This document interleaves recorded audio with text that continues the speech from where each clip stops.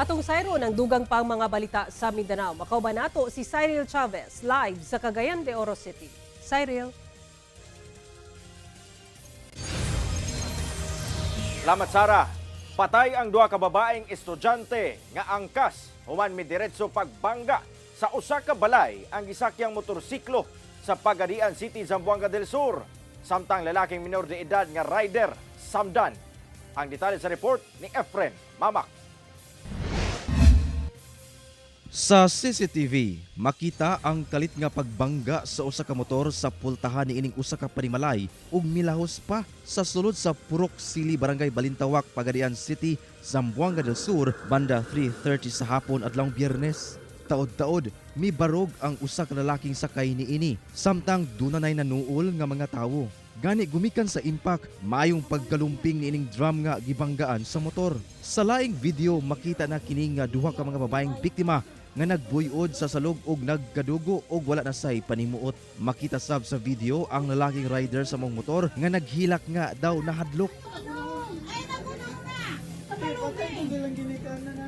Sa laing video, makita nga gitabang na sa mga responder ang mga biktima aron madala sa ospital. Apan usa na niini ang dead on the spot. Ang insidente gikakurat sa tag-iya sa balay. Siya ko nahadlok ay ko nangurog-kurog dito. Ato sa insidente, patay ang 16 anyos o 17 anyos nga mga babaeng angkas, samtang samdan ang laing 16 anyos nga lalaking rider sa maong motor.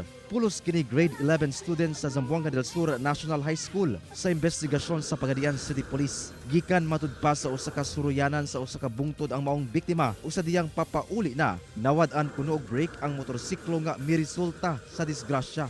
Nung pababa na sila, nawalan yung brake yung motor nila. Diretso sila din sa bahay. Gituo ang wala mitambong sa klase ang maong mga biktima ni adtong adlaw. Isa sa mga bubble cause nito is una, classes hours to. Malamang kasi tumakas to sa school nila.